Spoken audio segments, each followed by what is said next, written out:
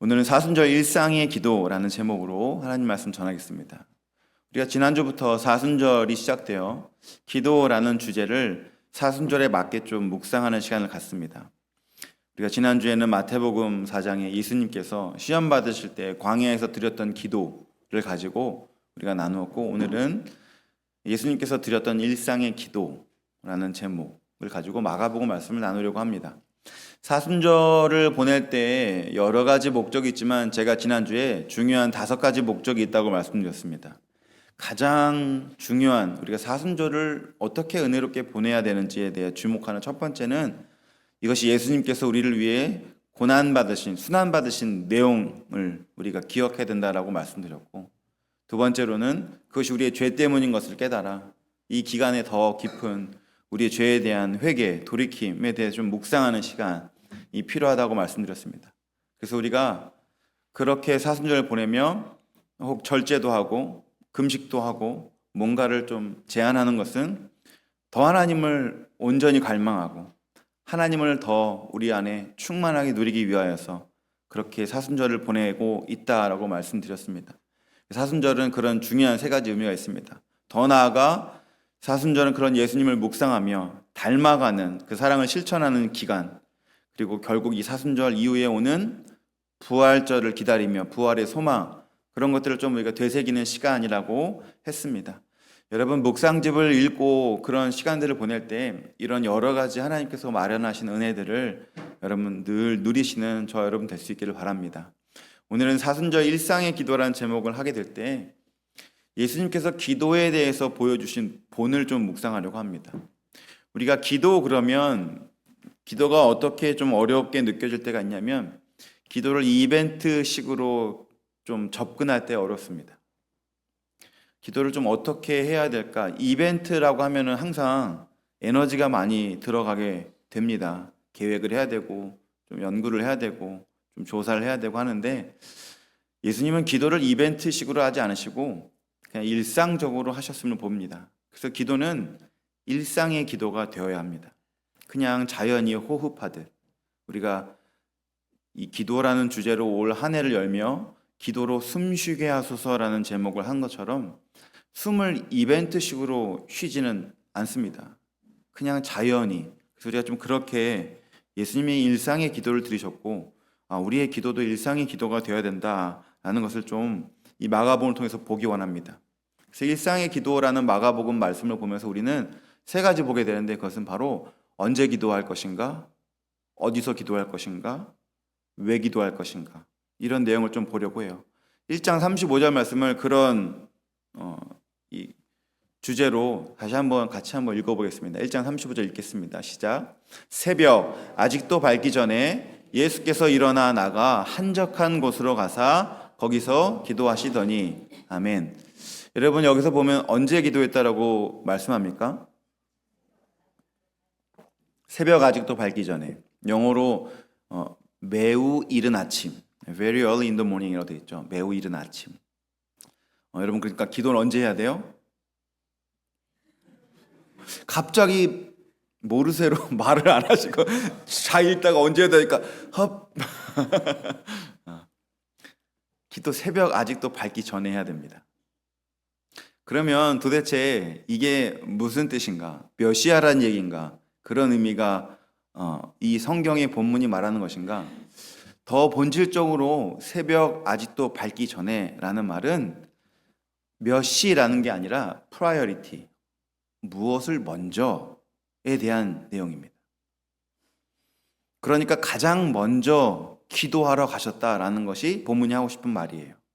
그러니까 우리가 기도를 언제 해야 되는가? 이 일상의 기도가 제일 중요한 게 뭐냐면 내가 기도를 시간 날 때 하는 것이 아니다라는 것입니다. 시간 날 때 기도를 하는 게 아니라 시간을 내서 하는 것입니다. 그게 기도의 언제라는 것에 대한 예수님이 보여주신 내용이에요.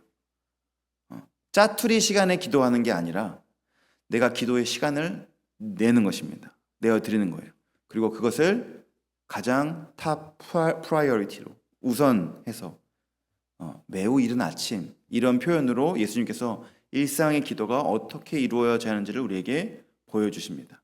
먼저 드리는 거예요. 그게 우리에게 중요한 가치가 되는 거예요. 예수님이 일상의 기도를 그렇게 보여주십니다. 여러분, 예전에 기도에 관련된 수많은 신앙서적 중에 되게 굉장히 많은 출판이 되었고 판매가 된 책 제목이 있습니다. 한국 제목은 너무 바빠서 기도합니다 라는 제목이에요. 미국에서 되게 유명한 책이었습니다. Too busy not to pray 라는 제목의 되게 유명한 책이었습니다. 너무 바빠서 기도합니다라고 한국은 번역을 했어요. Too busy not to pray. 이 책을 읽으면 좋겠지만 그냥 제가 읽었을 때 한 문장으로 이 책을 요약하라고 하면 too busy, 인생이 너무 고단합니다.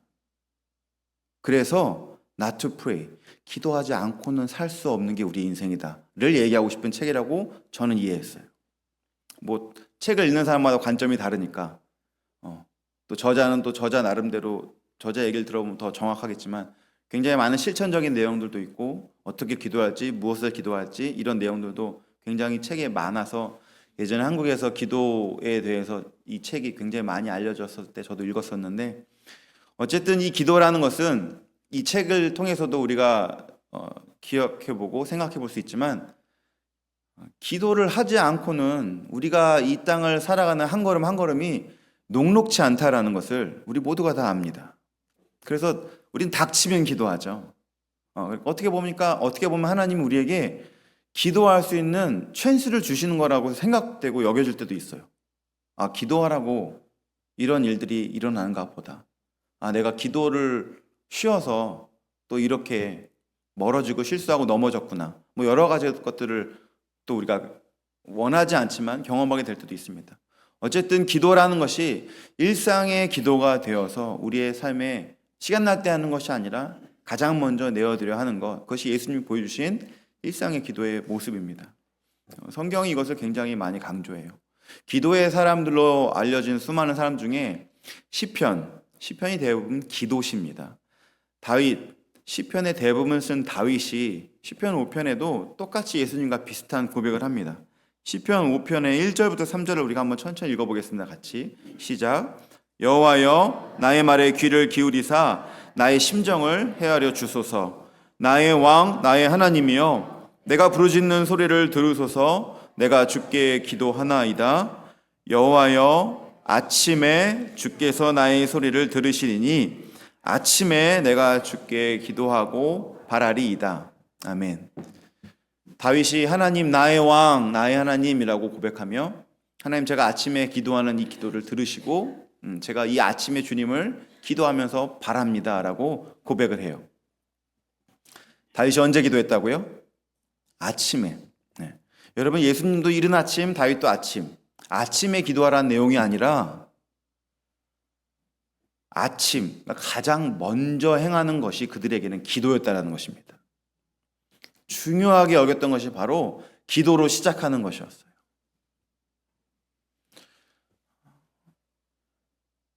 다윗이 이 시편 5편을 쓸 때 많은 학자들이 왕이 된 이후라고 추정합니다. 여러분 왕이 되면 바쁩니까? 안 바쁩니까? 왕이 되면 한가해요? 바빠요? 나쁜 왕은 한가해질 것 같아요.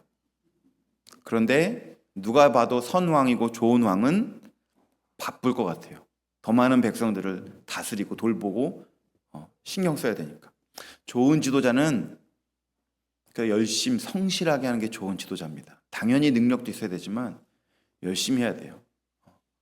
부목사로 있다가 담임 목사 되면은 더 바빠지는 게 당연한 겁니다.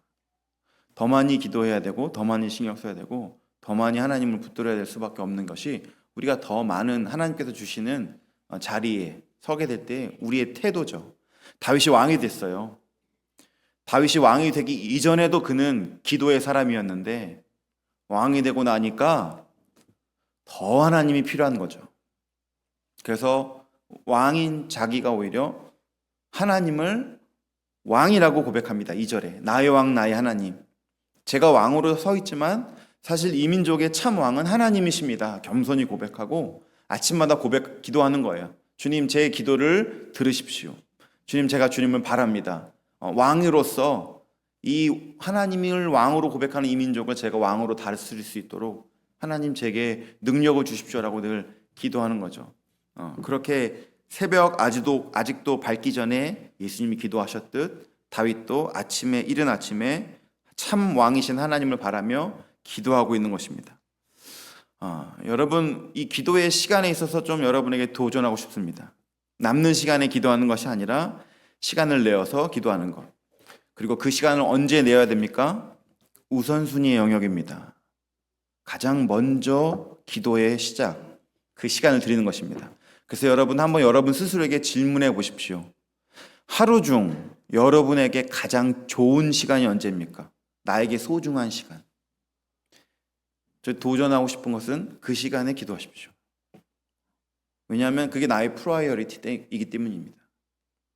주님, 정말 저한테 소중한 시간. 그 시간을 기도로 자리를 잡으세요.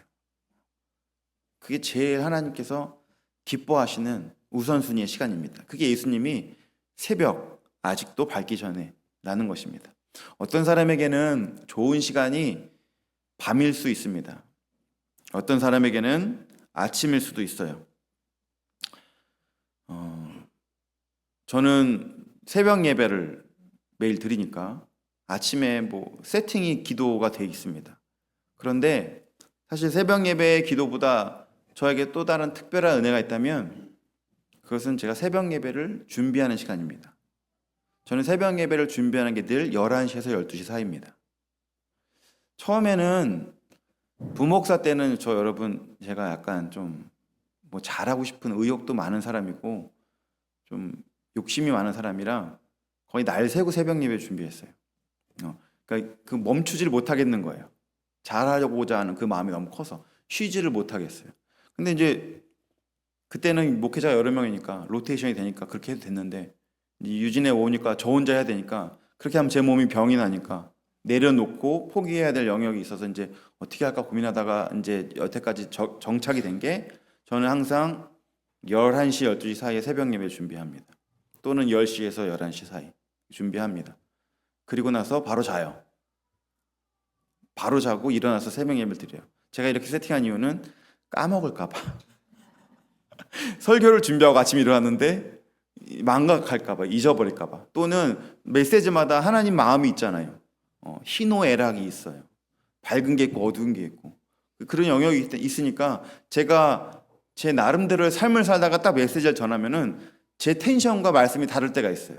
그러니까 그것을 유지하고 설교를 하고 싶어서 처음에는 새벽 예배에 일찍 일어나서 했다가 너무 일찍 일어나게 되니까 좀 이게 막 밸런스가 이상해서 아니다. 그래서 제가 어떻게 했냐면 하나님 설교 준비를 하고 자면 꿈속에서도 그것이 프로세싱이 돼서 계속 반복하여서 밤새 무의식 중에 반복하는 설교가 새벽 예배 때 툭 나올 수 있게 될까요? 안 될까요? 제가 이것을 경험적으로 느끼는 게 뭐냐면 여러분 자기 전에 내가 본 것이 내 무의식 꿈 영역에 영향을 주더라고요. 그러니까 제가 이게 원치 않게 하나님께서 엑스트라 보너스를 주셨어요. 그러니까 새벽 예배를 하는 것도 은혜가 되는데 새벽 예배를 준비하고 자니까 밤새 저는 악몽을 모르고 삽니다. 제 머릿속에 늘 말씀만 있어요. 잠잘 때는. 저는 의도하지 않았는데 하나님 그 보너스를 주신 것 같아요. 여러분, 그러니까 우선순위를 밤에 두셔도 좋아요. 밤새 그 기도가 여러분의 잠자리에서 역사합니다. 일어나셔도 좋아요. 여러분 일하는 중간 시간에 소중한 휴식 시간도 좋아요. 모든 그 기도에 여러분이 드리는 그 시간대가 여러분의 삶을 새롭게 할 것입니다. 한번 경험해 보세요. 기도가 일상의 기도가 되게 한번 해보세요. 그 예수님께서 새벽 아직도 밝기 전에 다윗이 아침에 드린 것처럼 그 시간대의 기도, 일상의 기도가 여러분이 좀 정하셔서 내게 소중한 시간, 중요한 시간대 하나님께 기도의 시간으로 나아가는 저 여러분 될 수 있기를 예수님의 이름으로 축복합니다. 기도는 그렇게 일상의 기도가 되어야 됩니다. 그냥 그 시간대에 그 기도를 하는 것입니다. 그렇게 하는 거예요. 오래 하지 않아도 되고 무엇을 기도해야 될지 모르셔도 됩니다. 그 시간이 필요합니다. 여러분 그래서 구역에서 좀 나누셨으면 좋겠어요. 당신의 일상의 기도의 시간은 언제입니까? 한번 좀 정하시고, 바뀌어도 됩니다. 정하십시오. 하다가 아니면 바꾸면 됩니다. 늘 먼저 결단해야 됩니다. 저는 결단 안 하는 게 너무 이런 그런 것에 좀 그런 게 있어서 저희 자녀들이 초등학교 이제 고학년, 5학년이 되면 의무적으로 하는 게 있습니다. 뭐냐면 꿈입니다. 커서 모델래. 그러면 제가 항상 애들한테 얘기합니다. 모르겠어는 대답은 없어. 무조건 대답을 해야 돼. 근데 바뀌어도 돼. 바뀌어도 되니까 결정을 해. 애들이 계속 바뀝니다. 근데 일단 그렇게 세팅을 해놓으니까 일단 무조건 대답을 해야 되니까 글쎄 이러다가 그냥 하나 찍어요.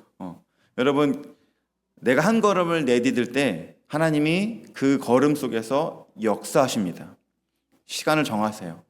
여러분의 시간을 여러분 스스로 정하셔서 일상의 기도를 한번 시작해 보십시오.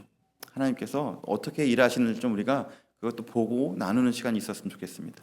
자, 그래서 우리가 오늘 일상의 기도라는 제목으로 첫 번째 보는 것은 언제 기도하는가? 언제가 무엇을 의미한다고요? 우리의 우선순위입니다. 남는 시간에 하는 기도가 아니라 내가 시간을 내어드려서 하는 기도. 예수님이 그것을 우리에게 보여주십니다. 자, 두 번째, 어디서 기도하는가? 우리 1장 35절 한번 다시 그 주제를 한 번 더 읽어보겠습니다. 마가복음 1장 35절 시작. 새벽 아직도 밝기 전에 예수께서 일어나 나가 한적한 곳으로 가사 거기서 기도하시더니 아멘.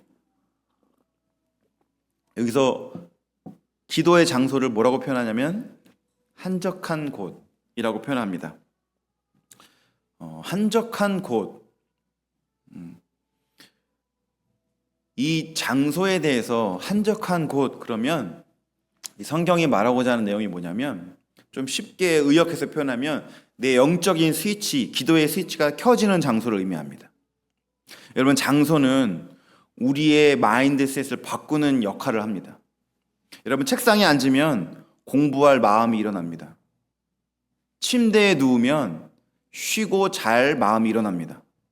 식탁에 앉으면 배고픔, 식욕, 먹고 싶은 마음이 일어납니다. 장소는 여러분, 침대에서 밥 드세요? 먹어도 돼요.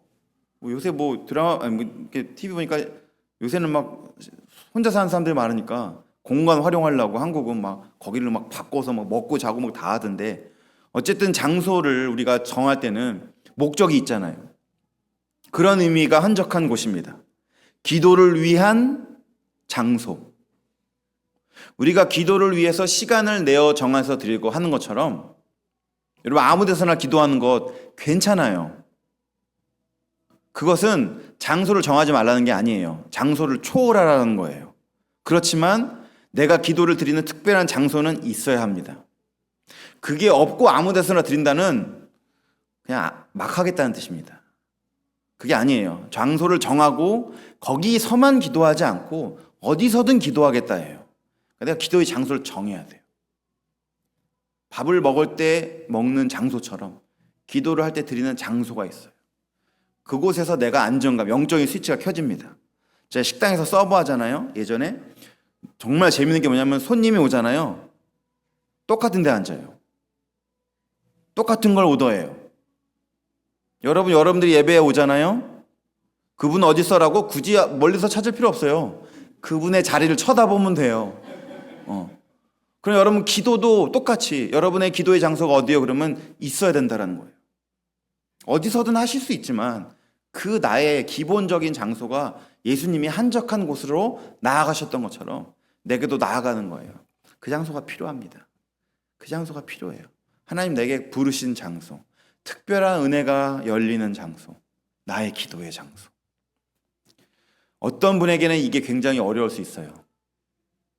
그것도 한가한 사람, 여유 있는 사람, 자리에 제한이 없는 사람 이해한다고도 얘기할 수 있습니다. 실제로 그렇기도 하고요. 여러분, 그래서 이게 어려운 사람의 굉장히 좋은 샘플이 있습니다. 감리교를 창시한 사람 누구죠? 요한 웨슬리입니다. 요한 웨슬리. 그 요한 웨슬리를 신앙적으로 잘 기른 엄마가 있는데 그 엄마 이름이 수잔나 웨슬리예요. 수잔나 웨슬리. 사실 요한 웨슬리가 어떻게 그렇게 할 수 있었을까에 사람들이 연구했을 때 그 배경에 그 어머니를 다 빼놓지 않습니다. 수잔나 웨슬리가. 근데 이 수잔나 웨슬리의 기도의 장소가 독특합니다. 수잔나 웨슬리가 어디서 기도했냐라고 알려지냐면 기도할 장소를 결국 못 찾은 여자로 알려졌습니다. 그래서 수잔나 웨슬리가 어떻게 기도했냐면 앞치마를 뒤집어 쓰고 기도했어요. 그게 그녀의 한적한 곳이었어요. 그래서 모든 가족이 엄마가 앞치마를 뒤집어 쓰면 기도 중이시구나, 이렇게 이해를 해서 그게 전해진 거예요. 여러분, 그러니까 우리가 장소라고 할 때 그 장소가 하나님께서 한계가 없으십니다. 얼마든지 그 한적한 장소 여러분이 만드실 수 있어요. 그래서 여러분 한번 고민해 보십시오. 내게 한적한 장소, 기도의 장소는 어디로 할 것인가? 일상의 기도가 그렇게 이루어집니다. 화장실 빼고 좀 정하셨으면 좋겠어요. 저는 예전에 화장실이었거든요. 근데 알고 봤더니 그게 건강에 안 좋대요. 화장실은 최대한 빨리 나오는 게 건강에 좋다 해서 저걸 바꿨었어요. 예전에 저 화장실로 한번 한 적 있었는데 제일 많이 한 게 주부들에게 추천했던 거는 설거지였어요. 설거지할 때 기도하라. 그러니까 나의 일상의 기도의 장소, 하나님을 경험하는 장소. 수잔나 웨슬리가 앞치마를 뒤집어 쓰고 한적한 곳을 만들었던 것처럼 어떻게든 여러분 그 장소를 만드십시오. 그 장소가 여러분을 살리는 장소, 영적인 생명력이 넘치는 장소가 될 것입니다. 예수님이 그렇게 한적한 곳으로 가신, 우리에게 장소를 알려주신 이유입니다. 마태복음 6장 6절 말씀에 장소에 대한 말씀이 나와요. 우리 한번 같이 읽어보겠습니다. 시작. 너는 기도할 때에 내 골방에 들어가 문을 닫고 은밀한 중에 계신 내 아버지께 기도하라. 은밀한 중에 보시는 내 아버지께서 갚으시리라. 아멘. 장소에 대해서 계속 말씀하죠. 6장 6절은 골방, 은밀한 곳. 이 골방, 은밀한 곳, 이 모든 것들은 다 어떤 특별한 장소를 얘기하는 것이 아니라 하나님의 은혜를 경험하는 영적인 스위치가 켜지는 그곳을 우리에게 보여주는 것입니다. 예수님은 그래서 예수님이 기도할 때 보시면 한적한 곳 또는 산으로 가서 기도. 성경에 보면 장소가 거의 대부분 두 개예요.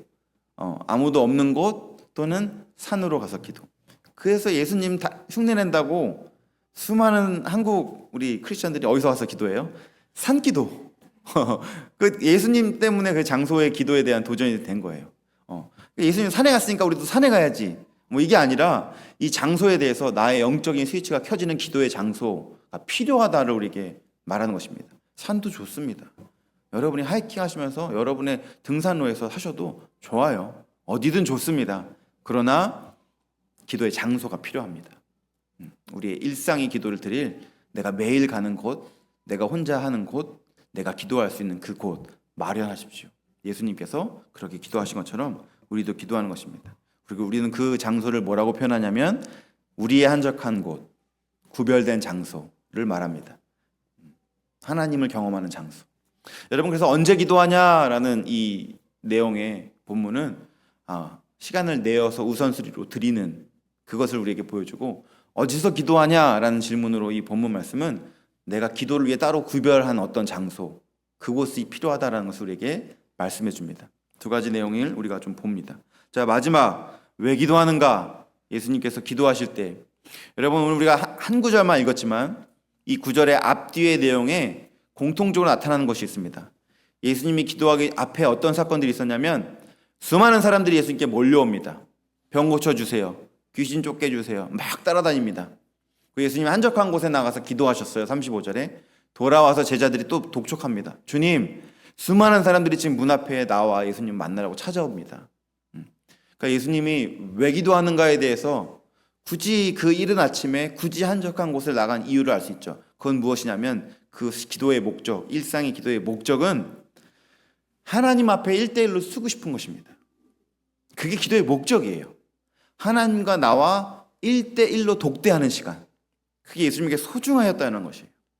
그러니까 여러분, 우리가 기도할 때 그 기도의 목적이 여러 가지가 있을 수 있겠지만 그냥 얼티메이트 궁극적인 목적이 뭐냐 그러면 그냥 주님과 나와 1대1로 있는 시간이 필요합니다. 1대1로 있는 시간 필요해요. 여러분, 사람과 사람과의 관계할 때 뭐 3시도 만나고 4시도 만나고 여러 가지 관계를 이렇게 해서 만날 때 시너지 효과도 있고 좋은 것도 있지만 1대1의 장점은 또 다릅니다. 1대1이 주는 효과가 있어요. 그러니까 하나님과도 1대1이 필요합니다. 그래서 기도하는 거예요. 예수님 그래서 기도의 자리로 자꾸 나가시는 거예요. 혼자 독대하며 하나님과 더 깊은 관계로 나아가는 것입니다. 요한복음 15장 5절 말씀을 보면 예수님께서 기도의 목적과 정말 딱 맞는 말씀을 우리에게 주십니다. 우리 한번 같이 읽어보겠습니다. 시작. 나는 포도나무요 너희는 가지라. 그가 내 안에 내가 그 안에 거하면 사람이 열매를 많이 맺나니 나를 떠나서는 너희가 아무것도 할 수 없음이라. 아멘. 하나님과 우리 사이의 관계를 우리가 이해하기 쉽게 표현해 주신 말씀이에요. 생명의 근원되는 포도나무, 거기에 가지로 붙어 있는 우리, 기도할 때 계속 이 관계를 다시 한번 회복하는 겁니다.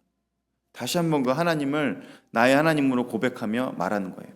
여러분, 어떤 사람이 여러분에게 당신은 어떤 사람입니까? 라고 물었을 때, 나를 소개할 때 여러분 한번 여러분의 갖고 있는 모든 조건들을 빼고 한번 설명해 보세요.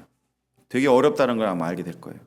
여러분이 한국 출신인 것을 빼고 여러분 설명해야 되고, 여러분이 갖고 있는 잘하는 은사, 능력, 재주들 빼고, 여러분이 갖고 있는 나이, 성별 빼고, 여러분이 갖고 있는 그 어떤 백그라운드도 다 빼고 당신은 어떤 사람입니까? 라고 얘기하면 사실 그렇게 우리가 많이 표현한 적이 없어요. 어려워요. 그런데 하나님이 우리와 1대1로 만날 때 늘 그걸 물어봅니다. 너는 누구냐?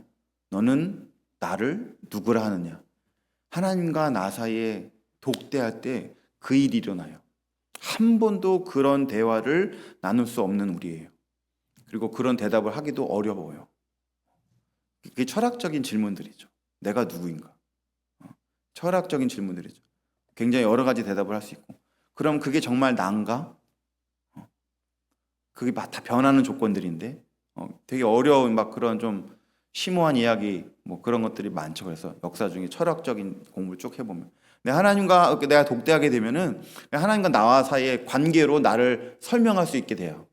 아, 나는 그냥 하나님 없이는 존재할 수 없는 존재구나 라고 이제 나를 하나님 안에서 나를 비춰보게 되는 거예요. 여러분, 예수님이 계속 그 작업을 하십니다. 그러니까 예수님은 군중이 몰려왔을 때 그것에 대해서 기뻐하고, 군중이 떠나갈 때 그것에 낙심하고, 얼마든지 인간적으로 그럴 수 있지만 거기가 끝 결론이 아니라 늘 하나님과의 독대의 기도로 늘 자신의 정체성, 자신의 존재, 하나님과의 관계를 늘 새롭게 하며 살아가는 것입니다. 여러분, 우리가 평생의 마지막 삶의 끝자리까지 남는 것은 오직 하나님 앞에 서 있는 나, 그거밖에 없습니다. 계속 기도하면서 우리가 그 작업을 해야 되는 거예요. 하나님 앞에 섰나? 주님, 저는 주님 살 수 없는 존재입니다. 주님 없이는 제가 홀로 설 수 없습니다. 이것을 우리가 고백하게 되는 것이죠. 기도하면서. 다시 한번 그것을 고백하며 중요한 본질을 붙들고 나아가는 거예요. 세상이 얼마나 계속 요동칩니까? 뭐가 어떻게 되는지도 모르게 막 그냥 너무 바득바득 살아가고 있으니까 내가 지금 제대로 가는 게 맞는 건지도 모르겠고, 뭐 생각한다고 알 수도 없고, 막 그렇게 살아갈 때 이 기도의 시간을 통하여서 세상 흔들리고 사람들 변하고 막 어지러워져도 중요한 본질을 딱 붙들고 굳센 믿음 갖고 하나님과 함께 동행하며 나아가는 한 걸음 한 걸음을 주님께서 인도하시며 우리가 따르는 그 삶을 경험할 수 있는 것입니다. 일상의 기도가 그래서 필요합니다. 왜 기도하는가? 하나님과 더 깊이 독대하며 은밀한 중에 하나님과 교제하며 그 가운데서 나의 가치를 결정하고 발견하고 나아가는 것. 예수님께서 일상의 기도를 드리신 그런 시간들인 거예요. 사랑하는 성도 여러분, 예수님의 일상의 기도, 우리에게 본을 보이신 것처럼 좀 기도가 우리에게 이벤트가 아니라 그런 일상의 기도가 될 수 있기를 바랍니다. 사순절을 보내며 여러분 한번 좀 돌아보십시오. 나의 기도의 시간, 나의 기도의 장소, 기도를 통해서 내가 경험하는 은혜, 하나님과의 관계, 좀 이런 것들을 돌아볼 필요가 있습니다. 우리가 그 기도의 일상의 기도를 경험하게 될 때 예수님의 그 본인을 보이신 일상의 기도가 우리의 기도가 돼요. 내 기도의 시간에 가장 중요한 시간을 하나님께 드리고 구별된 장소에서 하나님을 만나 그곳에서 나의 참 나됨을 하나님께서 나를 붙드시는 그 하나님의 은혜를 경험하며 나아가는 저와 여러분 될 수 있기를 예수님의 이름으로 축복합니다.